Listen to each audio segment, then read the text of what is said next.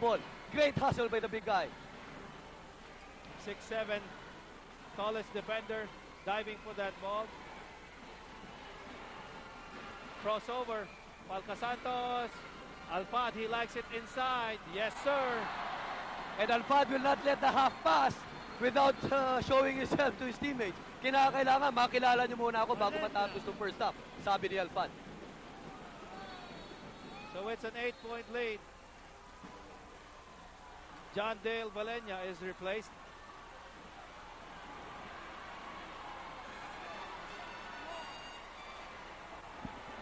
Time's down to 1 minute and 22.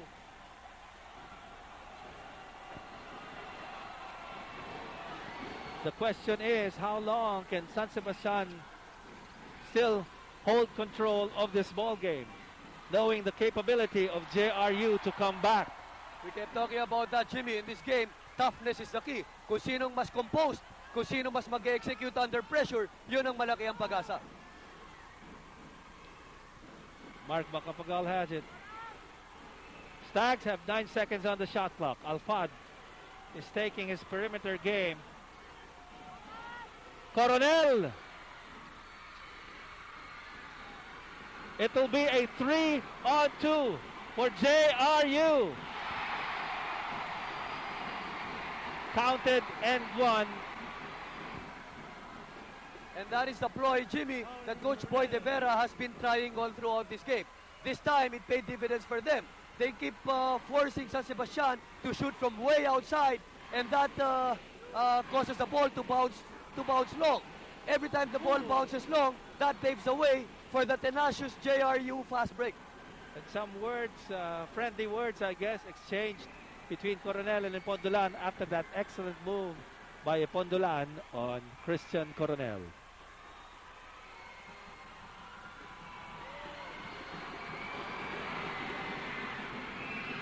The numbers from the free throw line so far have been excellent for JRU.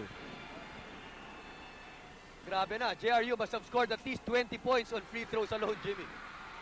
Nice but risky pass, but nevertheless, the results will be appreciated. Well, you know, the point guard was looking at the manual scoreboard that doesn't have all the bulbs lighted up, and it showed 7 seconds. On this other side, it shows 27, which is the real number of seconds remaining. So that was the cause for the miscue on the part of JRU. Too many turnovers by JRU, Jimmy. Well, he wasn't looking at the shot clock. He was looking at the game clock on one side of the hard court. There's Falca Santos. Scoring over Epondolan. And hustling against Epondolan on defense. 10-point spread with just 6 remaining. Only 7 seconds remaining for the first half. Gregorio has to make his move. Double pump. Nothing for Gregorio, but he follows it up and knocks down 2 players. One of them his teammates. The other one, Falca Santos. Let's see if that will be counted. And you know, Epondolan is still on the floor though.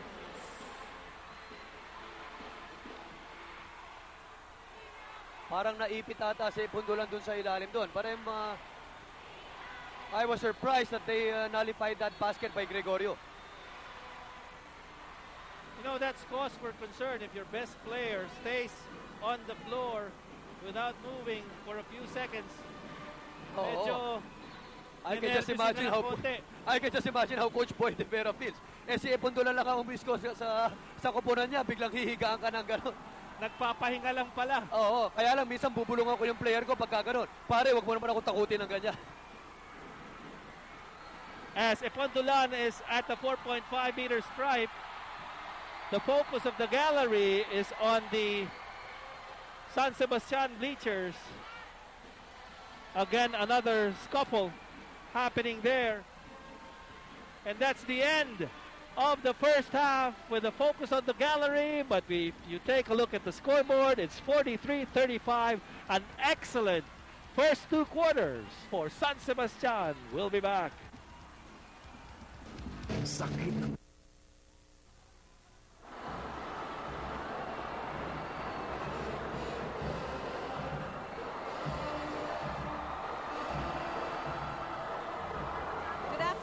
Again, NCAA fans, and we're here at the half. The halftime score is 43-35 in favor of San Sebastian College. San Sebastian threatening to pull away, but JRU putting the fire off all the time. So let's see what happens in the second half. Well, we have an update. The Letran Squires, the juniors team, captured the NCAA juniors title after defeating San Beda in overtime 63-61. The game went down the wire after San Beda's Arvin Braganza split his charities to tie the game at 61-all. But the hero for Letran is Fer Intal, who sank the winning basket with just 1 second left in the game. Norwin Ronquillo was named Most Outstanding Player and Jing Ruiz was named Coach of the Year. Ganyan ka-exciting ang mga NCAA basketball games. Equally intense ang laban sa seniors division. So tingnan natin kung ano mangyayari. Baka gumaya tayo sa juniors game and this is going to be really wild. Anyway, I have with me now the person who's going to make sure that everything is okay here in the NCAA. Commissioner Charlie Badion. You were known for your bicycle moves dito sa NCAA. Before we get down to business, sino dito sa NCAA na player na pag napapanood mo, naku, parang ako yan dati? So pare, kasi iba-ibang style meron tayo rito eh. No? But one of those who are but not so big is Ipondelan ng Jose Rizal University. Isa rin siya sa mga umaano sa ere, tumatagal eh. Ayun ha, nakita mo, pang MVP talaga to si Commissioner. Pero ngayon ito-test ang pagka-MVP mo talaga. Medyo ang NCAA may reputasyon na laging medyo may riot, talagang intense ang crowd. How do you keep them, how do you keep this crowd down? How do you keep the game going? Alam mo kasi, ang game is exciting eh. Both teams they want to win.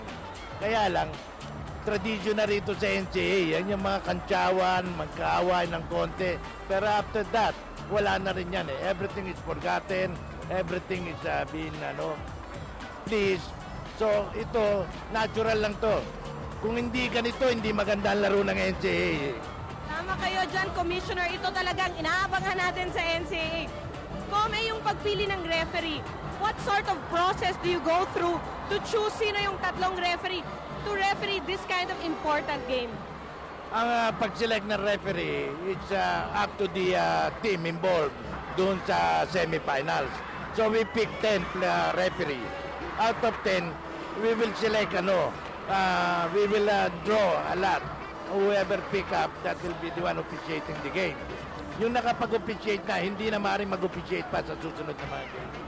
So everybody, iba ng ibang officiating.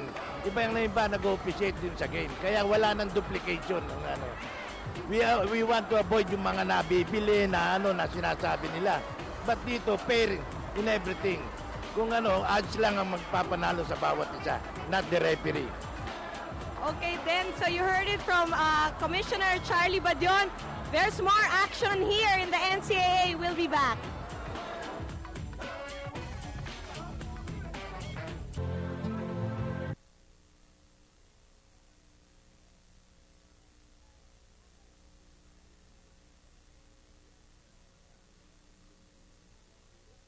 Sakit ng balikat ko. Yay! Lalaro na kami! Bukas na lang, anak. Sabi mo, pag-uwi mo. Alaxan for fast, safe, long-lasting relief for body pains. The best talaga tatay ko! For me, basta body pains, Alaxan is the best. May nutrients ba ang clear shampoo mo? O wala? Welcome the difference of new Sunsilk Crystal. The crystal clear shampoo with nature's vital essences. Vitanutrium. Loads of rich nutrients in a clear formulation na nagbibigay sustansya sa buhok. Nourishes for visible fullness and body. Know what it feels like to have full-bodied, beautiful hair. Clearly nourished. New Sunsilk Crystal from Unilever. May masarap matulog. Here in the upper box section of the Coliseum right behind us. Welcome once again to the NCAA Finals. You take a look at the score from the first 20 minutes, and San Sebastian with that 43-pointer of a first half is borne out by all these numbers. Coach Binky. San Sebastian basically leading in almost all departments. They scored 12 points from three-point country. JRU scored none. 53% is against 22% field goal percentage. And this is what counts, Jimmy. 10 assists is against only 3. San Sebastian proving to be the better team so far. Blocks, 9 big blocks by San Sebastian as against only 3 by JRU. Points of turnovers, 18 as against only 6 by JRU. And what's keeping JRU in this game is their 21 points from free throw country. 84% from the 4.5-meter line. Coronel with 9, Macapagal with 8. First with a drive, then a 3-point shot. Horda with garbage points at 8. Epondulan will have his numbers, and that's Ariel Capus with 12, Villarid with 2. Earlier this one, a pass from De La Rea, and then this move by Epondulan. The foul committed by Christian Coronel, and Epondulan went on to convert the charity for a 3-point play. We expected that early on, Jimmy. Capus will be scoring in this game, whether you like it or not. Epondulan also will have his share of scoring, but they need to involve everybody else in this team. Somebody else has to score, and somebody else has to score big. So the second half, we'll see Macapagal and Alfad, Coronel, Nicole Uy, and Pep Moore for San Sebastian, Epondulan, Capus, and yes, John Dale, Valenya, and Gregorio. Tipping that to Jam Alfad. Coach Shuro Valenzuela deciding to have a taller lineup to start this game. Uy took the place of Palca Santos. We'll see how San Sebastian's composure will be going into a second half with an 8-point lead, and the question will be, will they be gun-shy or will they continue on with the attitude that took them to an 8-point lead in the first 20 minutes? Again, we talked about it, Jimmy. Composure is the name of this game. Toughness is the name of this game. Pep Moore hands off to Chris Coronel. 13 on the shot clock. Still lots of time. Mark Macapagal for the shot. Hit the deck. And a possible 4-point play for San Sebastian to start off the second half. And you don't want to get Macapagal going.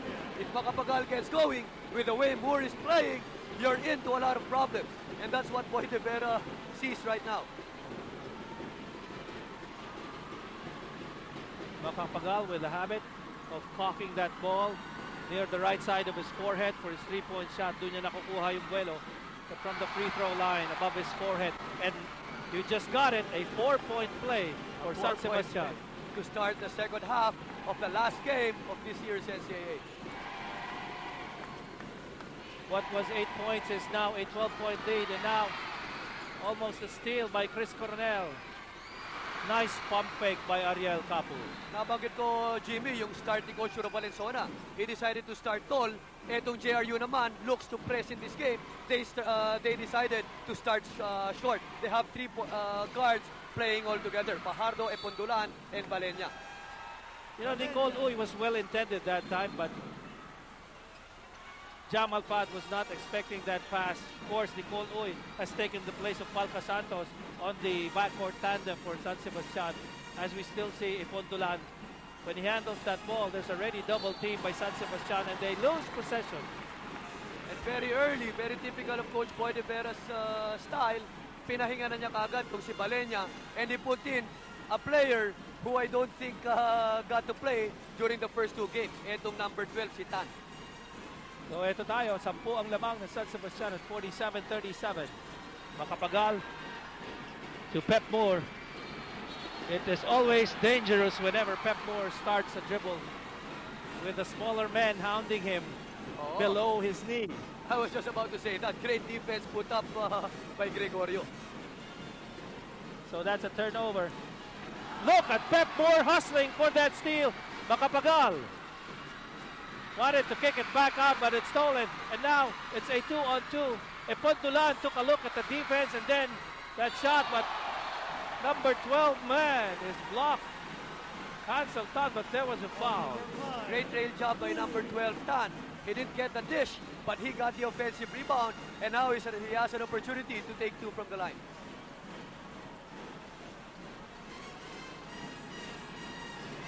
Could have been all ball by Nicole Uy. Medyo pinalo pa niya eh. Clean block na sana, pero hinampas pa niya yung braso ni Tan.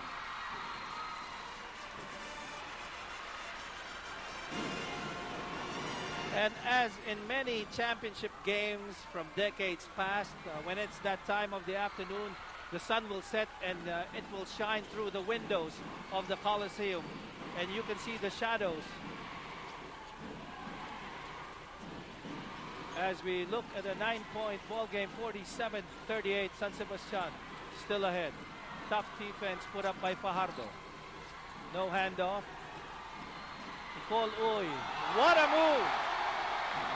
Mukhang tama yung naging desisyon ni Coach Turo Valenzuela. Maaga pa, nakapakita na kagad ng tulong ito si Uy.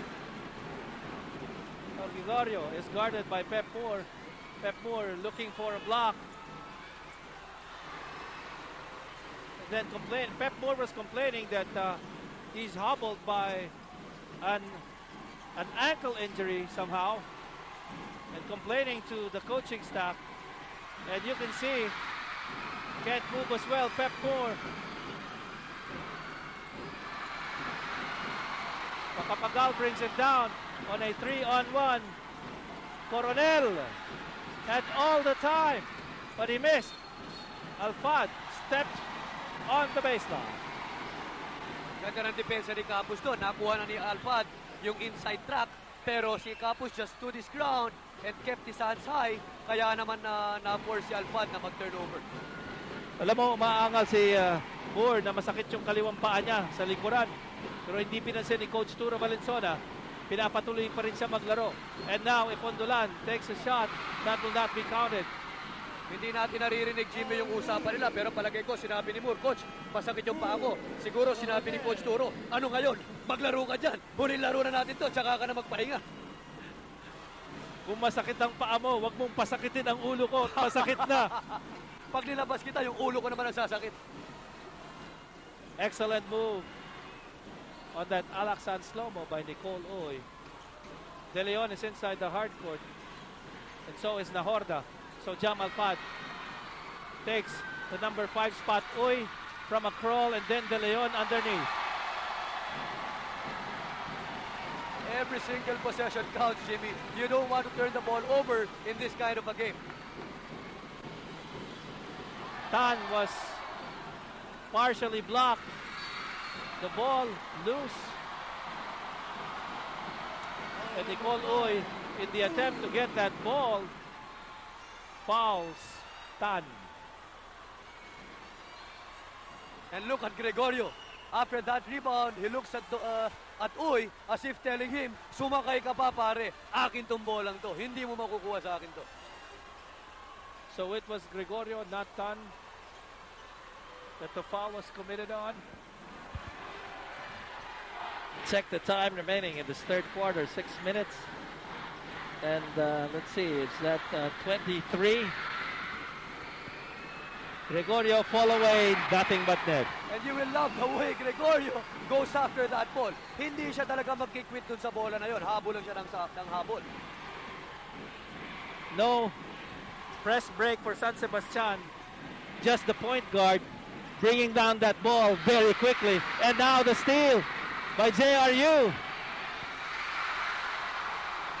Sayang, ang dami nang sinasayang ng mga layup nitong JRU.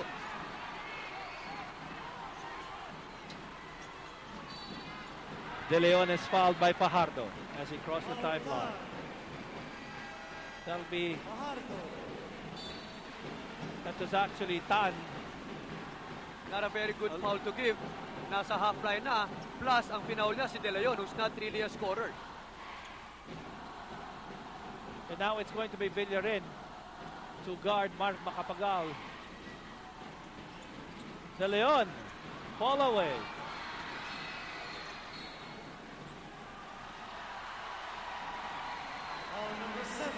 Alfad was called for his third personal foul. One of the reasons why Alfad was pulled out in the first quarter was that he committed his first 2 fouls early on. We'll see what happened here. Steal and a dunk by Nick Uy. And that's why San Sebastian is up in this game. They've been scoring a lot of JRU's turnovers.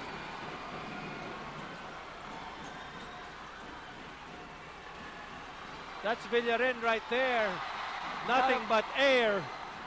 Not a very good shot to take. Yun ang unang handle ni Villarin ng bola. Tinira niya kagad ng ganong kalayo.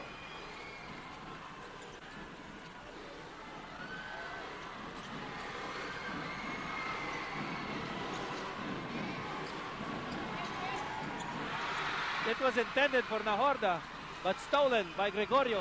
And there's a counter steal by De Leon. One teammate on the right, a teammate on the left, and all the way is Mark Macapagal. It has been JRU's turnovers. Puro unforced pa yung mga turnover ng JRU. Kaya lamang na lamang ang stats dito. Epondolan needing to restore order, nothing there. Nahorda for the rebound. Leaves 3 defenders behind on a 3-on-2 cross court. Mark Macapagal wants a 3. And yes, it finds the bottom of the net. And JRU at this point in the ball game needs to call a timeout. It's now a 16-point lead. He gets that ball after the steal. The quick pop from 3. Yes, sir, for Mark Macapagal. Will be back.